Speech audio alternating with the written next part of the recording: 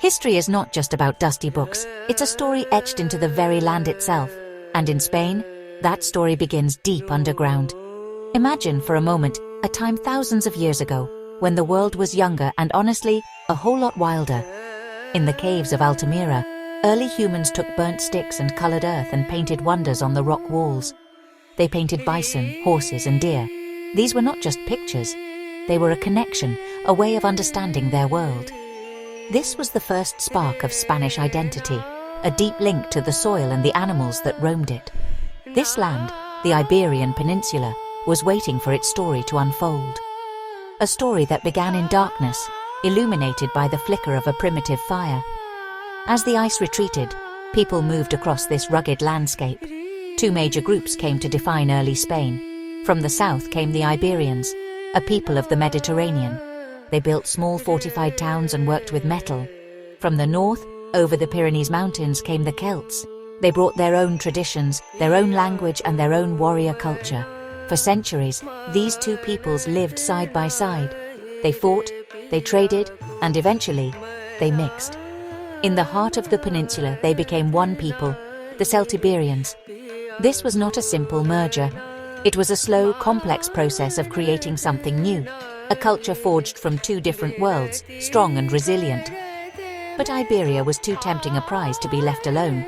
The sea brought new arrivals. From the east came the Phoenicians, master sailors and traders from what is now Lebanon.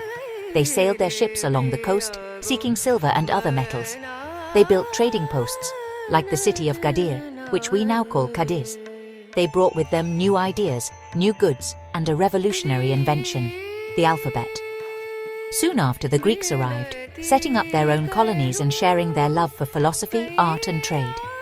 The peninsula became a crossroads, a place where different cultures met and mingled, a vibrant hub of the ancient world. The last of these ancient visitors were the Carthaginians, from North Africa. They were a military power, an empire built on trade and conquest. They saw Iberia not just as a place to trade, but as a land to control. They needed its silver to fund their armies and its strong warriors to fight their wars. They expanded their influence, clashing with the local tribes and the Greeks. Their greatest general, Hannibal, famously marched his elephants from Spain over the Alps to attack Rome. This act would change Spain forever. It dragged the peninsula into a massive conflict between two superpowers, Carthage and Rome. Spain was no longer a distant land. It was now the main stage for a war that would decide the fate of the Mediterranean. Rome won that war, and when Rome won, it stayed. The Roman conquest of Iberia, which they called Hispania, was a long and brutal affair. It took them nearly 200 years to subdue the fierce Celtiberian tribes who fought stubbornly for their freedom. But the Romans were relentless. They were masters of organization, of engineering, and of war. They built roads that sliced through the mountains, connecting the land like never before. They built bridges and aqueducts, magnificent structures that still stand today, silent witnesses to their power. They founded cities like Merida, Tarragona, and Zaragoza, turning them into centers of Roman life, complete with theaters, temples, and forums. The Romans did more than build. They transformed the very soul of Hispania. They brought their language, Latin, which slowly mixed with local tongues to become the ancestor of modern Spanish. They brought their laws, a system of justice and order that provided a framework for society. They brought their customs, their gods, and their way of life. For centuries, Hispania was one of Rome's most prized provinces. It produced emperors, like Trajan and Hadrian. It produced great thinkers, like the philosopher Seneca. The people of Hispania became Roman citizens. They were no longer just Iberians or Celts. They were part of the greatest empire the world had ever known. Their identity reshaped and redefined. But empires, no matter how mighty, do not last forever.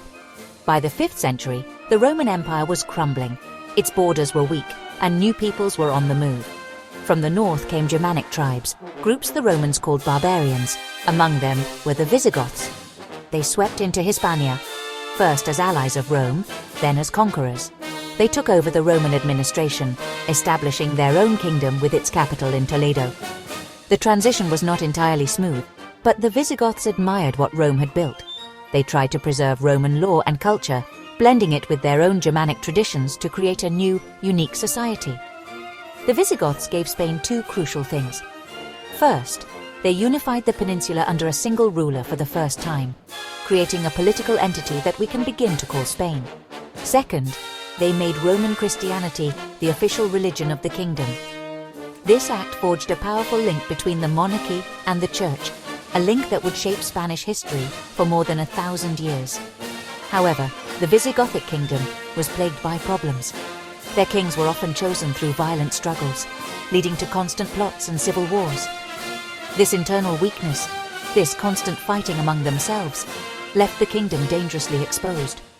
A new power was rising in the south, and it was about to change the course of Spanish history completely.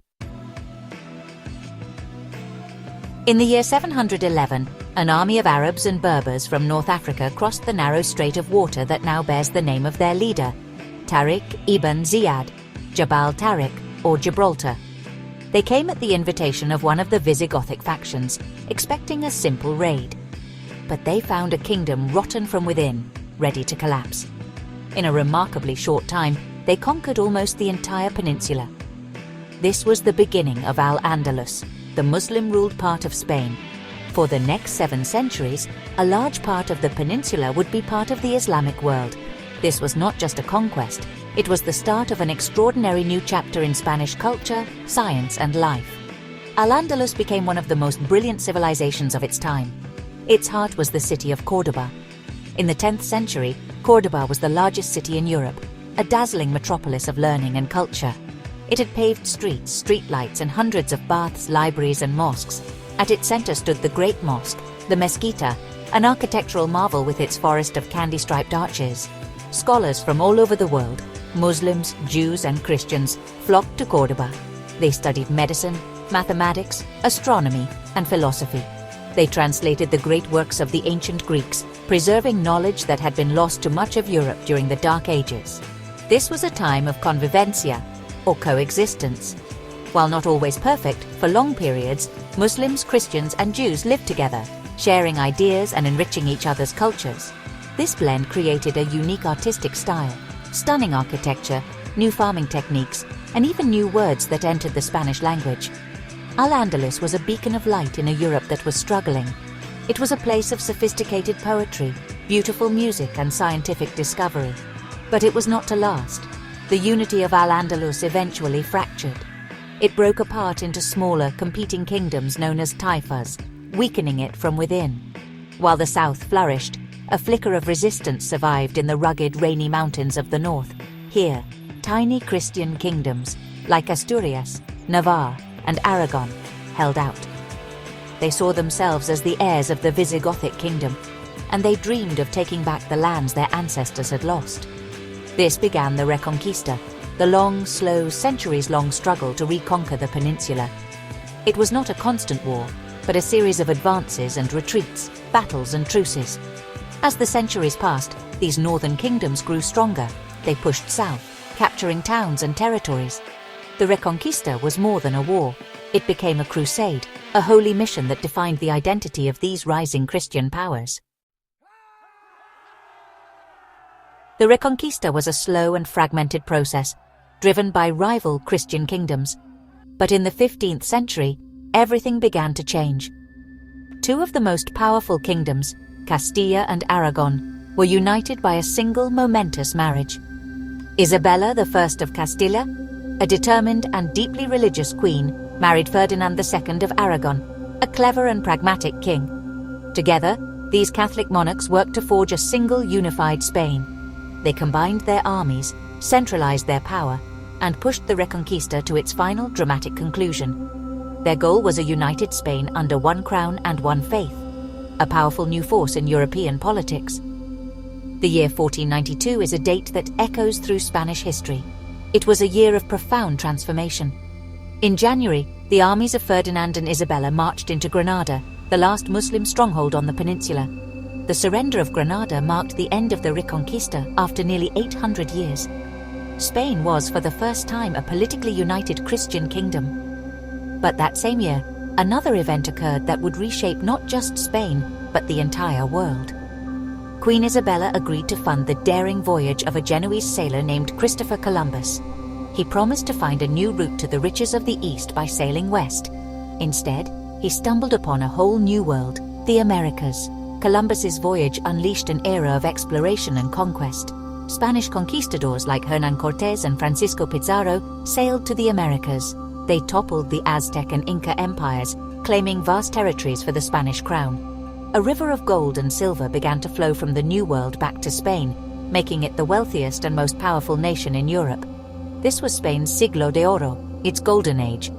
This immense wealth funded powerful armies and navies that dominated the continent. It also fueled an incredible explosion of art and literature. This was the time of the painter El Greco, the writer Cervantes, who created Don Quixote, and the playwright Lope de Vega. But this golden empire had foundations of sand. The constant wars in Europe, funded by American silver, were ruinously expensive. The flood of gold caused massive inflation, crippling the Spanish economy. The focus on the colonies meant that industry and agriculture at home were neglected.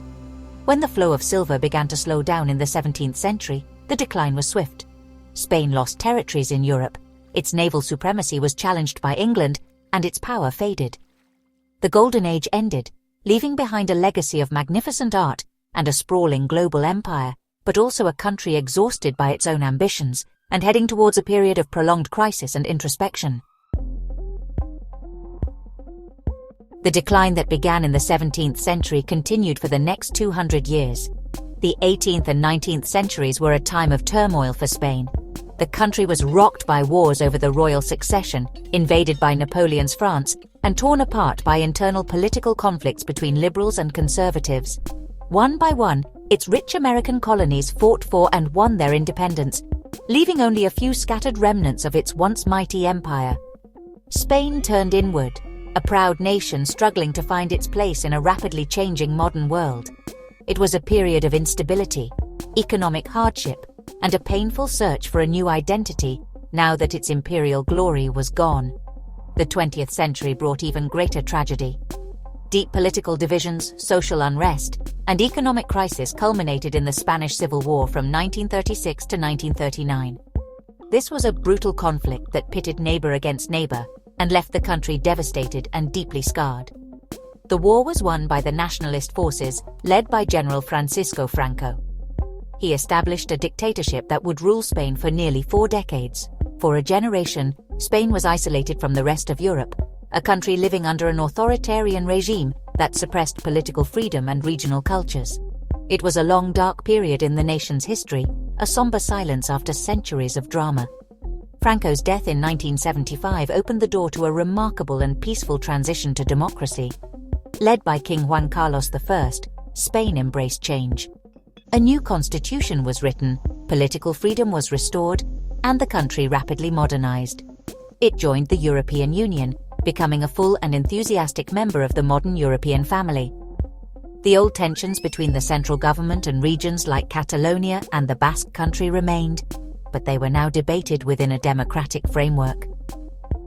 The silence of the Franco years was replaced by a vibrant explosion of creativity in film, music, art, and design. Today, on August 22, 2025, Spain is a country that has learned to look its complex history in the eye. It is a land of contrasts, where ancient Roman ruins stand next to futuristic architecture and where solemn religious traditions exist alongside exuberant festivals. From the prehistoric painters of Altamira to the modern artists of Madrid and Barcelona, the Spanish story is one of resilience and renewal. It is the story of a people forged from countless different cultures, who built a global empire, endured terrible conflicts, and emerged into the 21st century as a vibrant, democratic, and forward-looking nation, forever shaped by the deep and dramatic echoes of its past.